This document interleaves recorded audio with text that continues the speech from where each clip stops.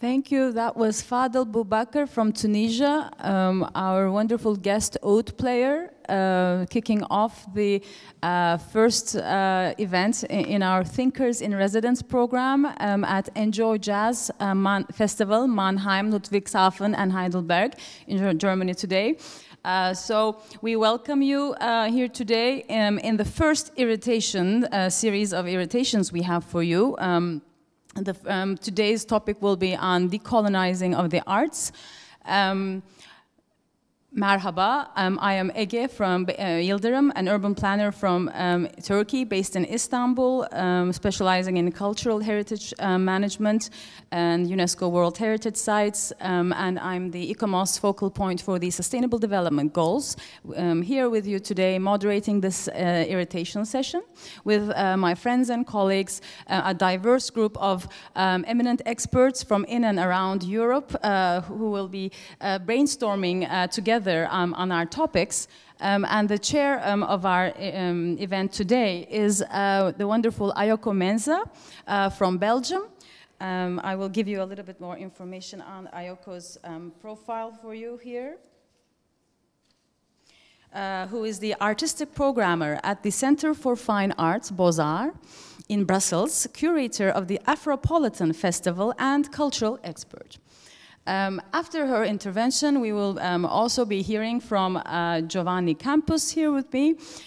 Giovanni is an independent cultural advisor and organizer from Sardinia, Italy, who is also a philosopher, urban thinker, and musician. Then we will be joined by the lovely Olga Brzezinska from Warsaw, Poland, who is with us today, as president of the City of Literature Foundation in Krakow, Poland. She is also the program director of the international poetry festival, Miłosz Festival. She is also a publicist, advisor, and lecturer in the fields of arts and culture.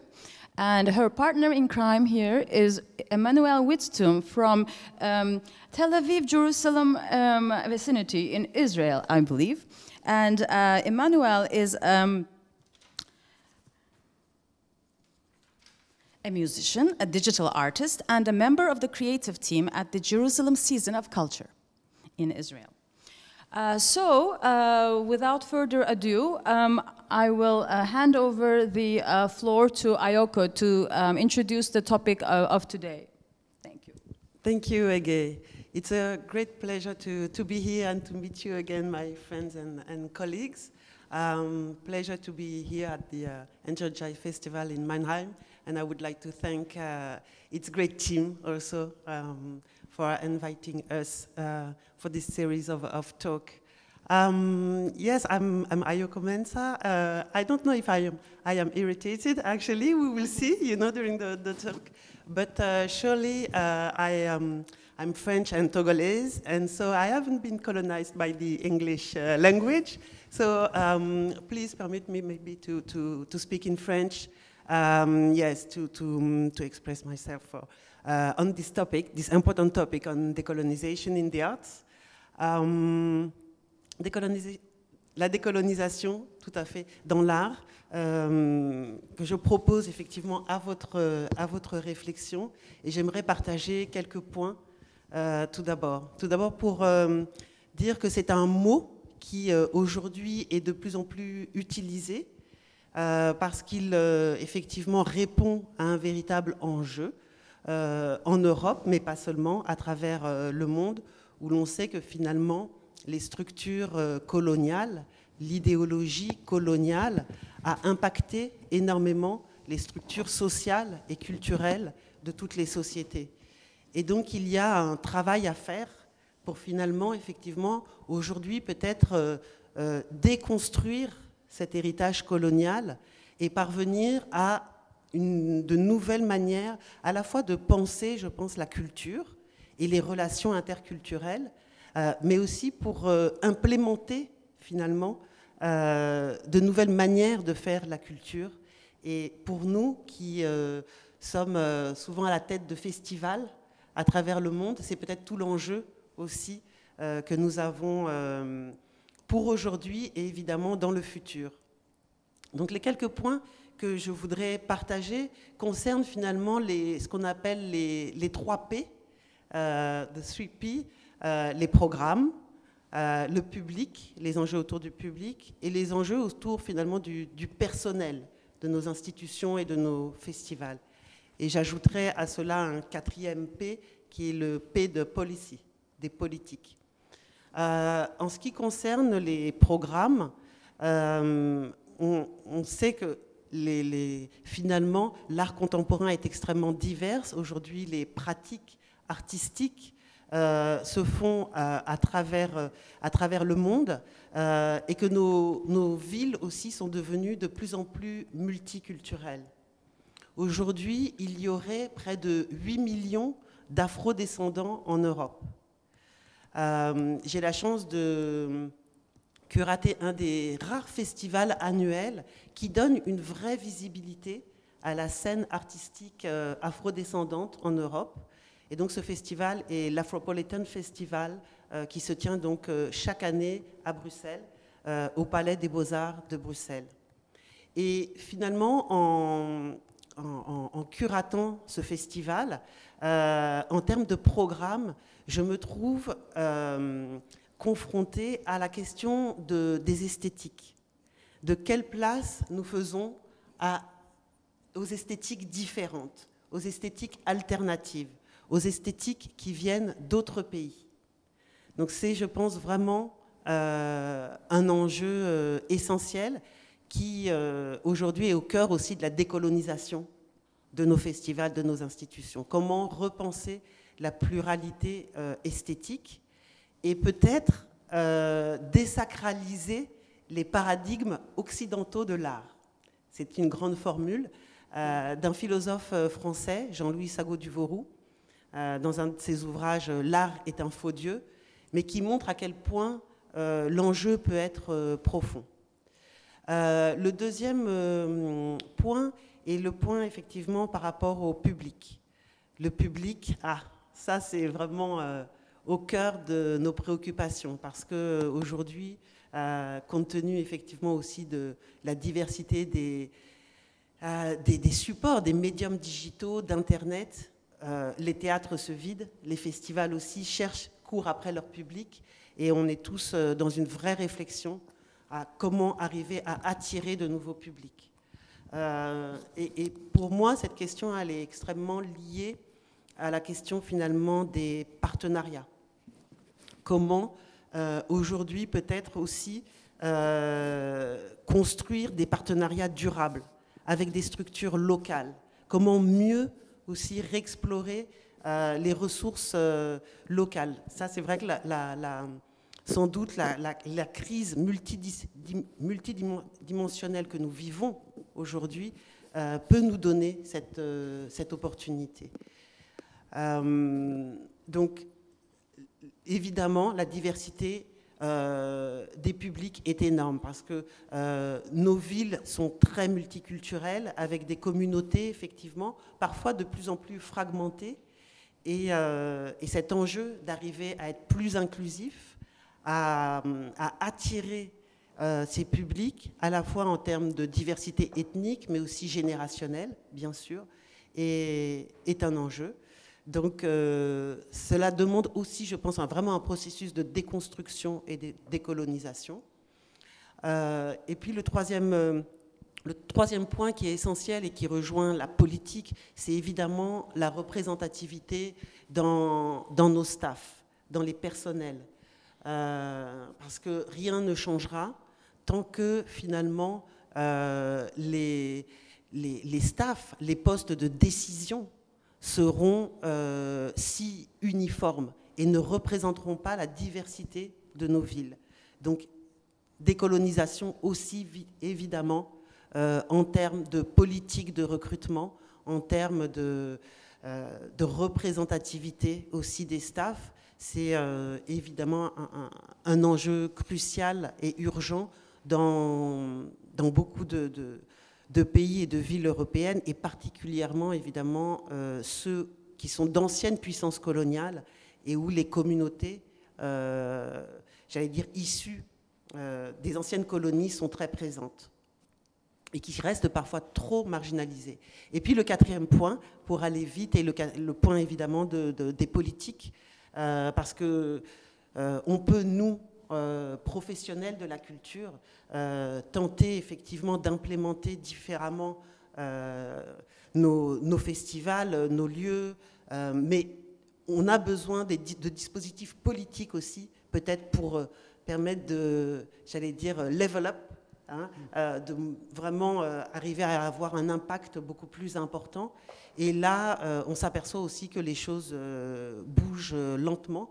Donc, que ce soit au plan local ou national ou évidemment européen, puisqu'il y a aussi une vraie réflexion à faire à l'échelle, je pense, communautaire, et à accompagner la Commission et le Parlement européen aussi dans ces enjeux culturels-là. Bien sûr, les politiques doivent être effectivement beaucoup plus attentives à cela. Il y a peu, la présidente allemande de la Commission européenne vient d'annoncer un plan assez exceptionnel de lutte contre le racisme. Il s'agit, c'est un peu l'annonce, j'allais dire, aussi de la dernière chance. Si ce plan échoue, s'il n'a pas de réel impact, je pense qu'on va vers de sérieux problèmes. D'accord. D'accord. Merci beaucoup pour cette très informative intervention. Now I would need to tie it over again with a very small English attempt at wrapping it up. But that was indeed great to listen to in the real Francophone language that you use every day, Ayoko.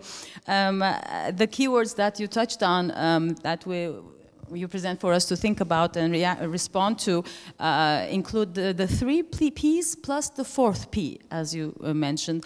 How the legacy of African citizens of Europe, the Afropeans, with their Afropolitan culture, interact with the social dynamics, the social structure that we live in. And those four P's were how you actually deconstructed this through the diversity in programs, the diversity in the public, the diversity in the personnel, the people actually, and as a fourth, tying over together, the implementation of the policies to make change possible through the people and the programs and the public. So a lot of food for thought here, and now it's time to perhaps respond from the different perspectives of our panelists here, starting with Giovanni here, if you like. So thank you very much, and thanks to Enjoy Jazz Festival for this initiative of the Thinkers in Residence and of this series of talk about the topics that we started to focus on for the future of cultural festival. I think it was a great idea in first place to start up this kind of think tank, and I'm really, really happy and proud to be part of it. And I think the topics that we selected are very interconnected, and I hope that seeing all the talks, it will be much more clearer. But I'm especially love the fact that Ayoko selected this topic of decolonization in arts, because it's really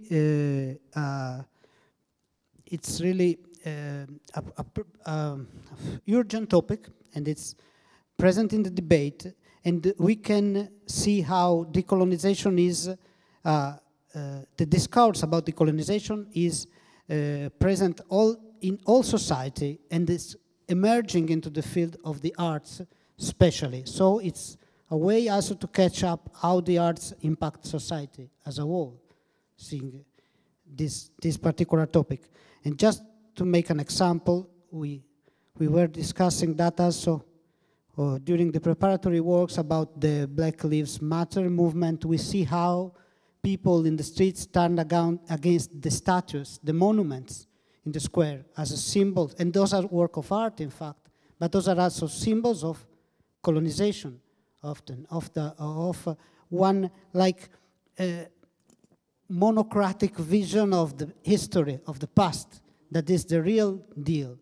And this is not only true for the Africa or colonized countries outside Europe, outside the history of European countries, that is an history of colonization, but I will come back to this later a little, but also inside Europe, because many nation states were constituted as colonization from smaller states that expanded, conquering other countries and submitting other cultures. We had very recently an example of that with the referendum in Catalonia in 2017 about the independence of one part of a nation state that we used to consider as a part of Spain. We are not part of that story. We don't know maybe properly what are the issues in Catalonia, but we see what is happening. So this is also connected to the European Union project as a whole. And I can also speak for my country. I came from Sardinia. Sardinia speaks another language different from Italy. Recently, there was an art exhibition in Sardinia called about the relation between Sardinia and Italy. And it's called, in the title of the exhibition, they say it's a post-colonial vision. And it was judged by my colleagues, philosophers from the university, as totally colonial. Why? Because the frame is colonial. The way to approach the problem is colonial, is colonialistic. So even if you try to change something in the content of the narrative, if you don't change the frame of the narrative, you keep it in the same way. But we are trying to push it forward.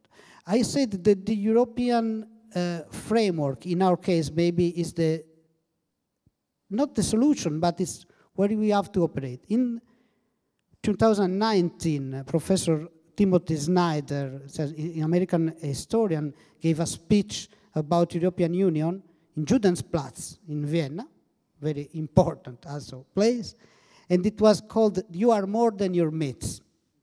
And it was the topic of this talk was about what Europe was meant to be, because Europe, as a project, European Union was born from the end of the empires. When all the empires of Europe, the English Empire, the French Empire, the Spanish Empire, they all were shut up. All these nations had no myths more to cultivate. And so they began to build a new one. That was the first dream. So it was not a dream of unity. It was a way to recover a lost power that they all lost. And so this, in a way, we get trapped into this new myth that we don't know where it comes from, but it comes from the colonial past of Europe. How Europe is so rich, how it's so powerful. It's the money of Africa. It's the money of South America. It's the money that we stole, basically, around the world, from the Roman Empire to the British Empire, I guess. And at what point are we now? We listened to it just earlier with the musical introduction that we had. If you hear that music, it's a melting pot, in fact. It's no more traditional music. It has the influence, the touch of the history that passed through. And if we operate with the art, I think this can be what we can do now to create a new culture that is real testimony of the history, how it was, be not only from the perspective of the winner, but also from the losing part. They say the history of the oppressed, as Walter Benjamin called it, that is always lying under the underground. It's always there. It's not disappeared. And we can help it to emerge and speak its voice and tell a different story about Europe, because it's not story, it's the narration that we build that is colonial. But the history, a different history is already there. Oh, that was quite a powerful response. Thank you so much, Giovanni. And one thing that we had agreed to do in this series was be a bit provocative. And you really gave us some very provocative lines in a very good way to provoke more thought, especially touching on the current Black Lives Matter movement, which is critical, of course, and deconstructing myths and narratives and their role to play was, I think, a very interesting point about the power balances between the oppressors and oppressed and emerging trends. So thank you for the valuable contribution. And now let's see how Olga might continue on from this point for us. Coming from Poland, it is quite difficult for me to comment on decolonization in the arts in a sense that Ayoko set the scene for the discussion. But I was wondering how much resonance with this talk we can bring to the Polish audience, people who have worked in the arts and culture sector in Poland, and what this decolonization in the arts may mean to them.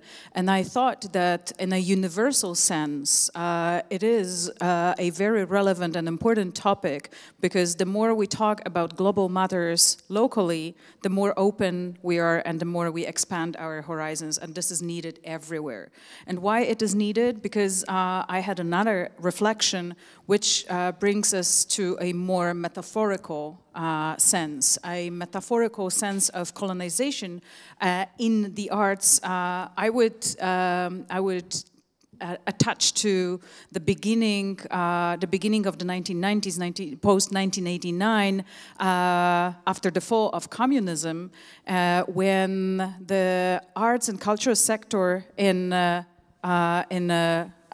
I'd say not only in Poland but in Central and Eastern Europe became thoughtlessly colonized by transplants from the West. Because the countries of Central and Eastern Europe were trying to catch up so badly that they adopted the styles and formats and the ways of doing things in the arts and culture sector that it became the standard for years.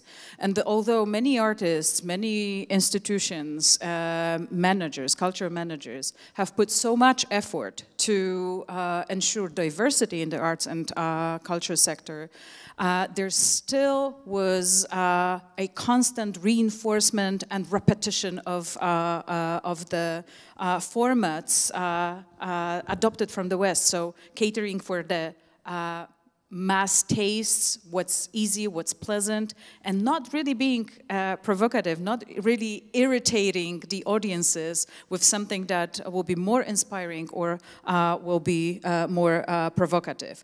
And while I can elaborate on that thought later on, I would like to ask one question that just this reflection brought me to, when everything is changing so rapidly and so profoundly, why is the arts and culture sector not changing along so much and so profoundly and so boldly, I would say? Why do we keep doing the same thing when everything is changing in the world and in the audience? So I would just root for decolonization in terms of styles and formats and ways of doing things in the sector, and I hope that this thought irritates at least Emmanuel, who is going to speak next. Yes, indeed, Emmanuel. Actually, I was irritated by the question, but I'd like to respond later. But the flow is with Emmanuel. Please. Add your thoughts to this. Thank you. I think that, first of all, this is a wonderful opportunity to be in a situation where we can think together. It's so rare that we are in a situation where we don't have to provide a result or to provide a product which we then present to people, but to basically allow for a situation where we can ask questions and talk about issues that are very, very important right now. And I think that this is also relating to the situation where we're now with the pandemic, where we can find ourselves rushing to look for solutions, or we can wait and look for, I think, the right questions. And I took from Ayoko's words some points that remained with me. One was fragmentation, and the other one was the emptying of meaning.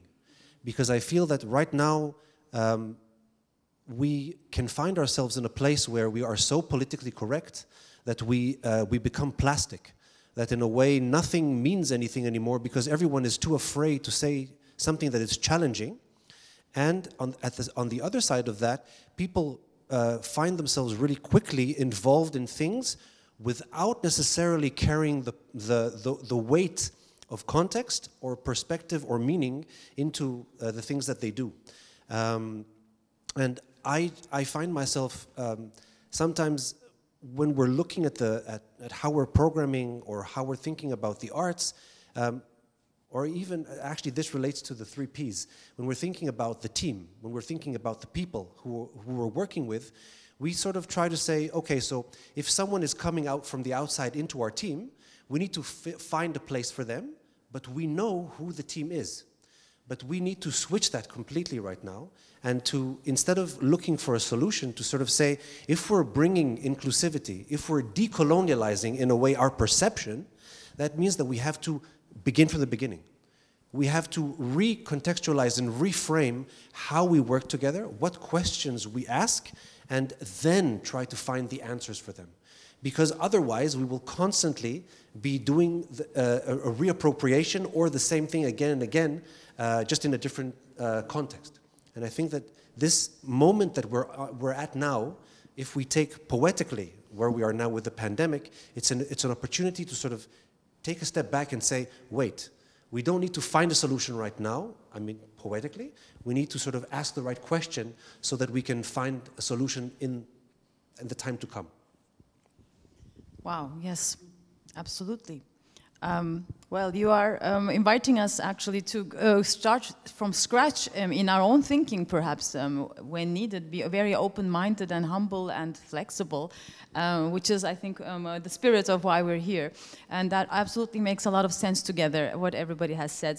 So thanks again. And if I'm going to just recap a couple of highlights that I captured, it was important to highlight at Olga's intervention the local-global connection and how the globalization trends we are in are lived in the Central Eastern Europe context. And that was good to remind ourselves of the post-Soviet life and how this Afropean decolonization discourse can actually have relatives and offshoots in other parts of the continent and around the world. The question that irritated me, let's say, or kind of provoked me to go back to the beginning and re-question what we're doing here is the assumption that the culture and art sector isn't changing with society the way it is. Is it or is it not? What are we doing? What are we not doing? Maybe that's a question for us to really go into later. What's happening at the arts and cultural landscape, the festivals landscape, and maybe the way that we see the arts culture scene defines our answer to that. The Black Lives Matter movement, for example, is that a change? Is it a transformation? Is it art? Is it culture? Is it creativity? You know, look, it depends how we put them into the perspective. I think our answers can change.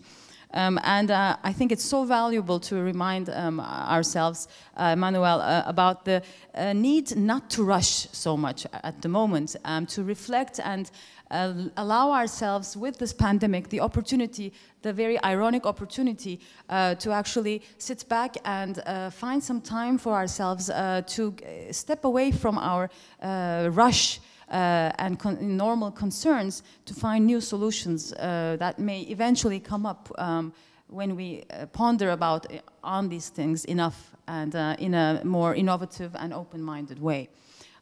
Anyway, so before I start to go on too long about that, any reactions further to these things? Oui, tout à fait. Moi, merci pour vos réactions et vos réponses. Et j'aimerais finalement, aussi prendre quelques éléments pour poursuivre ce débat. Tout d'abord, peut-être sur la question effectivement de la culture du secteur culturel, qu'il faudrait peut-être davantage interroger. Est-ce qu'il n'y a pas un problème avec notre propre culture? En tant que professionnel, est-ce qu'on est suffisamment apte à finalement nous-mêmes nous déconstruire dans nos visions du monde, dans nos manières de faire? Voilà, on est souvent effectivement avec le regard porté vers les autres, mais je crois que voilà, la question effectivement de la culture problématique du secteur culturel est réelle. Il y a deux ans, là, on a mené un projet assez intéressant qui s'appelait Disothering, avec notamment un partenaire de Berlin, et un curateur qui est d'origine camerounaise qui vit à Berlin, qui est Bonaventure So Dinkung, et il mettait en œuvre ce concept de disothering en finalement invitant chacun à non pas projeter les problématiques et les solutions sur les autres, mais déjà en commençant finalement ce travail-là sur soi, en finalement déconstruisant ou en retournant la question de l'altérité. Donc ça, c'est quelque chose qui peut être, je crois, assez inspirant, finalement, pour chacun, cette question du disothering, arrêter de tout le temps construire cette altérité. L'autre, peut-être, élément aussi important dans vos réponses, c'est finalement, effectivement, je crois qu'on assiste tous à cette question de la fragmentation. La fragmentation vraiment des communautés, des références, et tout va très très vite. Il y a encore peut-être quelques temps, une vingtaine d'années, il y avait un centre et des périphéries. Et les périphéries regardaient vers le centre et avaient quand même ce centre en référence. Ce n'est plus le cas. On le sait vraiment, le centre a éclaté, le centre est en train de s'effondrer, en fait, vraiment de par cette crise-là, et de multiples centres émergent et se renforcent. Et finalement, tout le challenge, je pense, de nos festivals et de nos institutions, est d'avoir maintenant vraiment complètement ce different mapping in mind. Cultural mapping in mind, c'est une multiplicité de centres et il faut arriver à interagir avec tous ces centres qui sont parfois très différents et qui en fait, hélas, se radicalisent aussi beaucoup. Moi je le vois dans le domaine effectivement de toute la réflexion autour des enjeux décoloniaux et post-coloniaux, et où finalement, peut-être aussi à cause d'une certaine frustration, il y a aujourd'hui, alors pour le coup, une vraie exaspération. Là, on ne parle pas d'irritation, mais on parle de colère. Et Black Lives Matter vraiment reflète cette colère. Ce n'est pas de l'irritation, c'est une vraie colère. Donc, cette colère, elle va effectivement avec une certaine radicalisation aussi.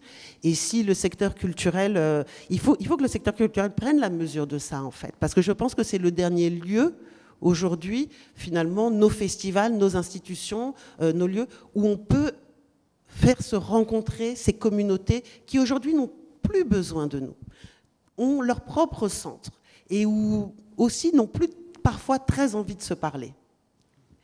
Donc le challenge en fait de vraiment garder à l'esprit nos festivals, nos lieux comme ces lieux aujourd'hui de plus en plus précieux et rares où l'on peut amener ces différentes communautés à vouloir se parler encore, à vouloir se découvrir, à vouloir écouter l'autre même si c'est difficile. Je crois que c'est extrêmement enthousiasmant, c'est très très challenging mais c'est le véritable enjeu.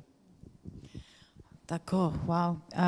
Okay, that was a great fresh perspective, building on our points, and thank you for actually relating the the way that Black Lives Matter really sits in the world of today, which is beyond just irritation. But I think you used the word fever, colère.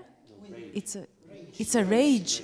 It's much more intense. It's such a strong current that's running at the moment, and everything is reacting to each other at the moment. The periphery is reacting to the center. The centers are being redefined. You were talking about and who is the self and the other. This othering was a very interesting project you mentioned. What did you say? Altérité, périphérité. Yes.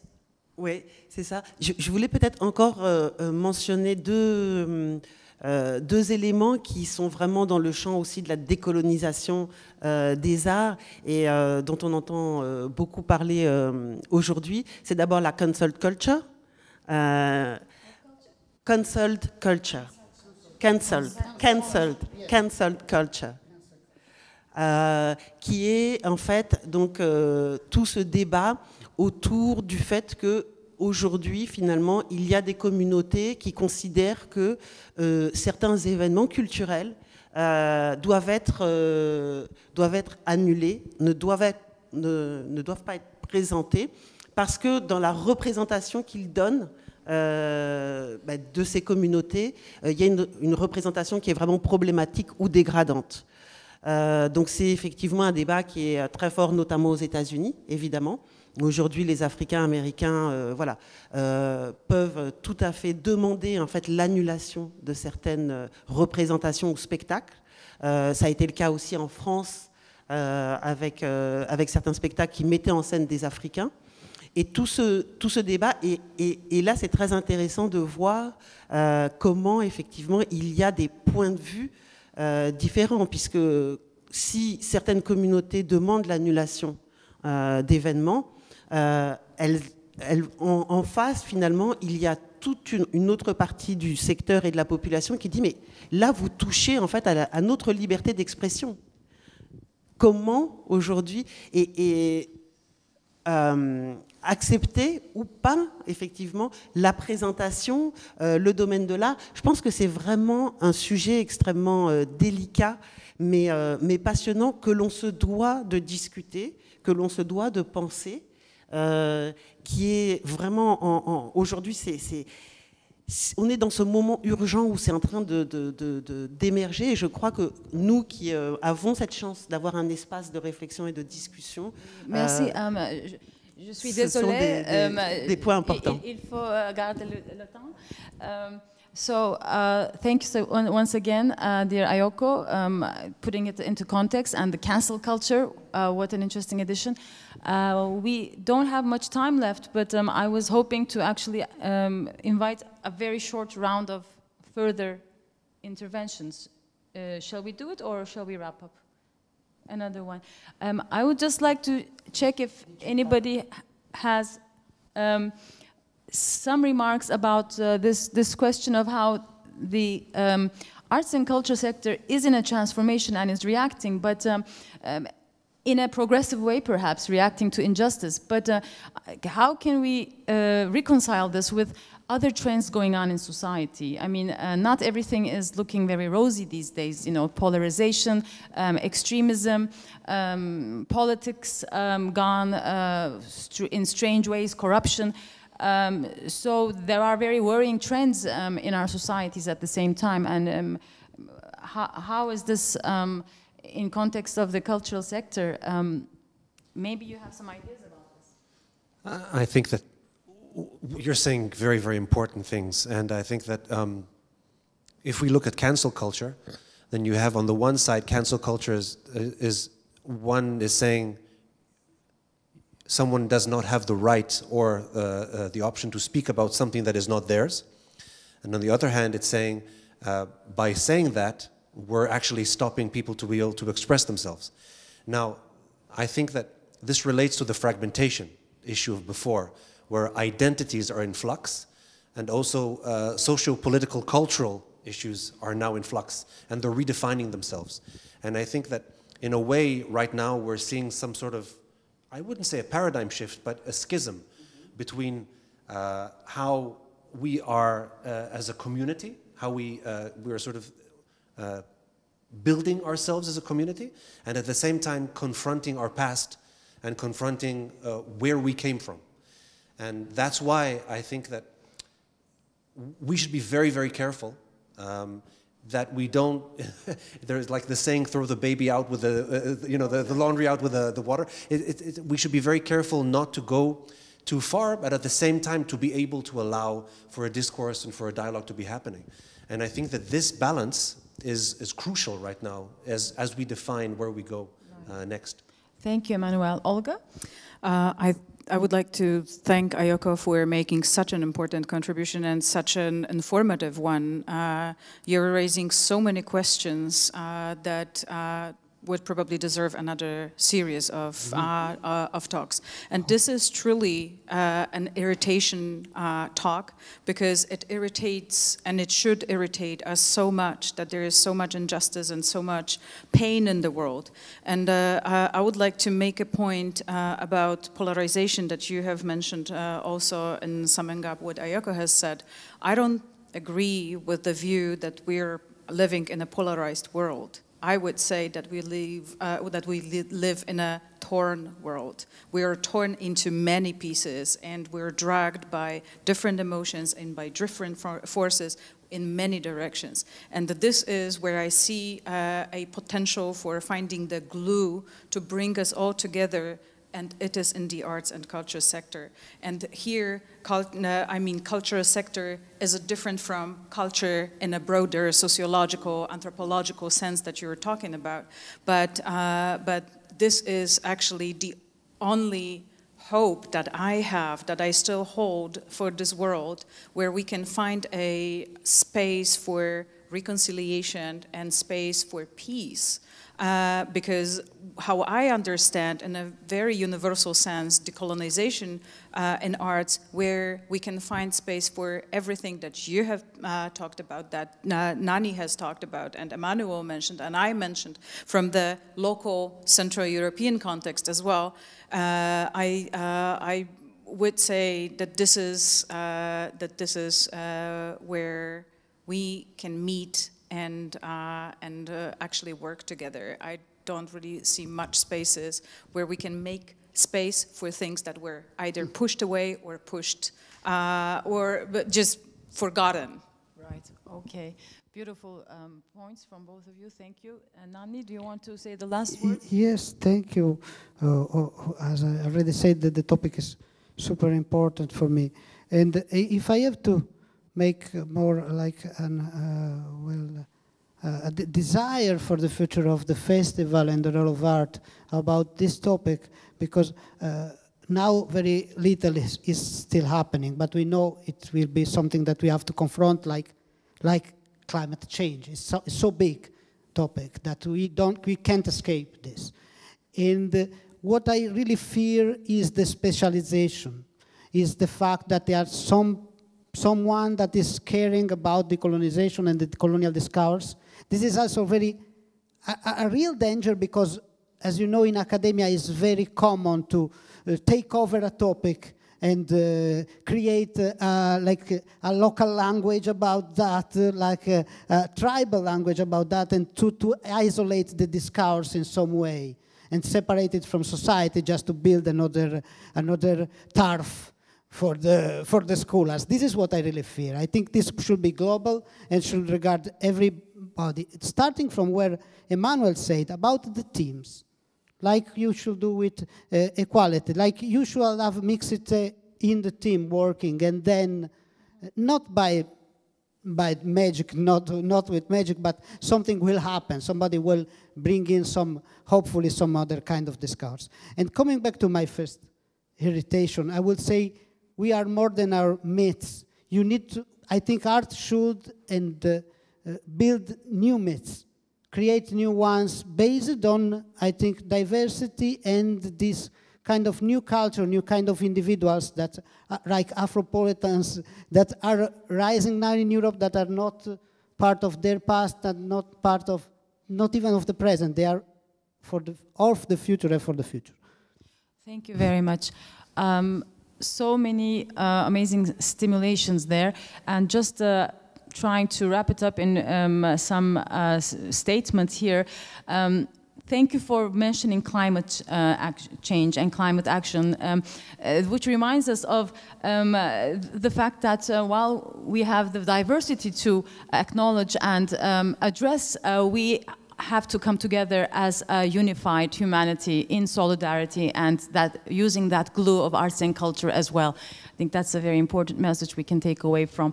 So I'll have to thank everybody for this round, and also Fadel Abubakar.